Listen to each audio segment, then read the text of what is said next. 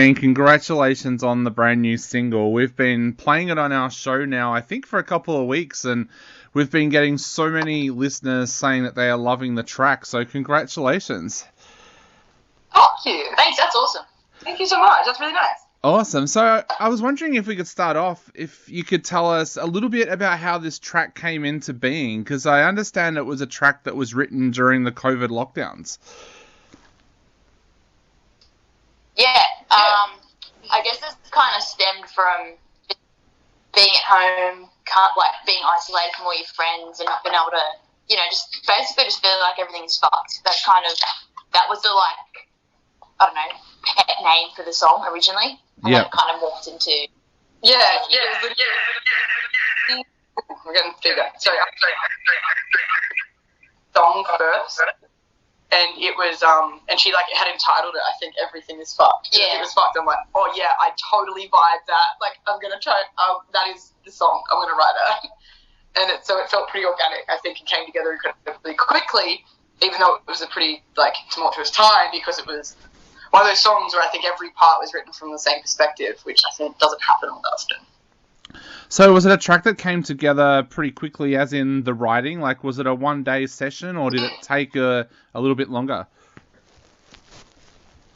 It actually, no, because it was going to originally be an intro song, the music kind of side of it. And then the guys said they really liked it and they wanted it to be a full song. So then I guess I reworked it and remade it into, Everything's Fucked or Futility, as it's now known.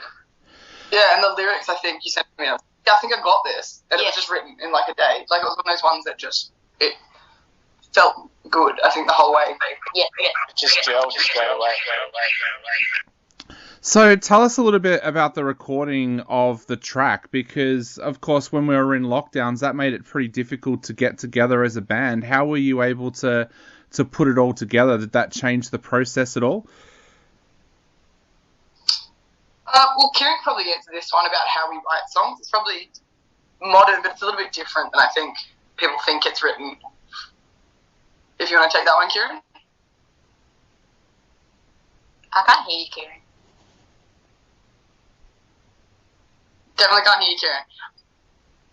Yeah, I think we might have lost Kieran there just at the moment.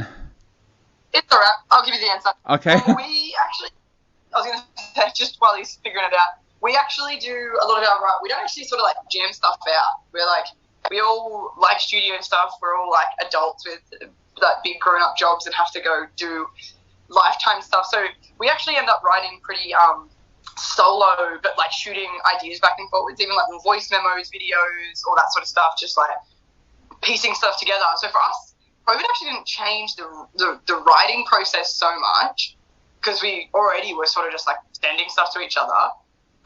So we sent it all to each other. That was cool. And the recording sort of slipped in just as COVID was sort of getting lifted. It was just the very beginning where it was still really, really scary, but we were all vaccinated and Chris was happy to have us. So it was still in a weird time, but it was nice and above board, but didn't feel too different than what we normally do, which was nice.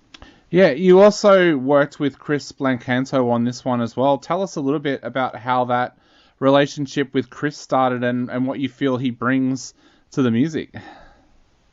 We love him. He's the best. He is. He's awesome. He's actually the best. He's great both as a producer and kind of a friend, or he feels like a bit of an ally. And I guess I felt confident with him pretty quick, which kind of helps the writing process. And we did chat, not so much Futility, but we did record something else that might come out at some point. And that one changed a fair bit as well, which is really cool to have someone's input and that kind of thing. But Chris did help us add some kind of post-production elements to Futility, which was something that we were really after. It was basically the reason that we went to him. And stuff we weren't sure on, he egged us on hell hard. Yeah. He was like, no, that's weird, do it. We're like, okay. Yeah, sounds great. Yeah, he kind of captured the creativity and helped us kind of form our own sound and be a bit different, which is what we were aiming for. Yeah.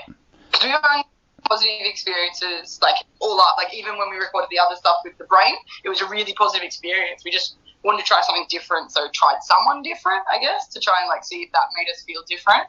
And he most definitely made us feel very different, but in the best way possible, where it was like, it felt friendly and nurturing, and still he was sassy enough to us that it felt like it was just hanging out with friends, but he was hard enough on us to make us do the best we could. Yeah, it was really good. Yeah. You just mentioned a little bit about a change of sound in there as well. I understand that working with Chris, you've been able to work out what kind of sound you want for your future releases as well. Tell us a little bit about that discussion, and was that an easy discussion to have or a difficult discussion? Is Kieran in yet? No, for some reason it's coming up that he's has actually gone onto something called safe driving mode, which I have no idea what that is. Sounds like him. Well, Kieran, you're going to watch this interview and do nods when it's appropriate, I guess. What was the question again? Oh, just finding our sign. Yeah, sound. Again, I reckon you're better for this. I guess, like, to start with, it was kind of, we were all just, like, talking amongst, like, in our group chat or when we met up and stuff, we talk about what bands we liked and our influences, and so it pulled us in a variety of different directions. But I guess, like, probably early last year, we kind of, like, all landed on a kind of consensus about what we wanted to sound like. Mostly being heavy but still groovy and having a little bit of weird elements in it as well. Yeah, and Chris's, like, back cat of stuff he's done with his own music in Bare Bones and stuff like that, as well as his work with Northlane and all that, was very in line with, I think, what we were trying to do. Yeah, because I guess we were we want to sound modern and pretty polished, but still kind of weird and a bit creepy, whilst also heavy, and just striving to do something that sounds a bit different to everybody else. I guess that's always my personal intent. Yeah. So what are the future plans now for the bands? It sounds like with the recording of these last couple of tracks, the band has come to a lot of really, really serious thoughts on the future. So what are the plans for the band now in the future? We've got some more stuff recorded, and we want to just keep recording. We just want to keep playing shows. I think because COVID, like, that's, I think, what's so important to us, because we've all come from bands that play live shows so religiously that we just have got that itch for it, and we just want to be doing that the most we can in front of the most people we can, because we think that's where so much of our music is written with the intention of, like, how is this going to hit live, because that's so important to us. Like, we're going to a show tonight, that's why we're together, like, so we focusing on just getting up our sort of, like, live raps around the country, hopefully. We'd love to see ourselves overseas, but record more music, keep doing stuff that's different. Like, we want each one to sound different and to grow on the ones from before it. And the same as shows, you want to just play a show and then see what could have been better, see what could have been worse, and just play, like, each one, just play better. Each one. I guess it's just, the stage. Also just trying to get our music out to as many people as we can. And just keep progressing both of our songwriting and other band skills. Can you guys hear me now? Oh, we can, yes. Hey, Kieran, welcome back. Cool. Hey, yeah, sorry about that. I don't know what the go was. That's all right, yeah. I'd never seen that pop up before, but yeah, it did appear, so. I haven't either. Only I could do that. Yeah, I guess we just want to develop our sound more as well. Like, it's kind of heavy and creepy and, I don't know, dark. I think we want to keep going in that direction for a little while longer, because we're starting to figure it out. It's so interesting too, because that wasn't when we started. Like, when we started writing music, that wasn't goals. And every single time something, it would be, like, right in line with what we planned, and it wasn't what we liked. And then the other stuff seemed to be the stuff we liked. And we're like, yeah, that's weird. That's weird as hell. Let's do that. Yeah.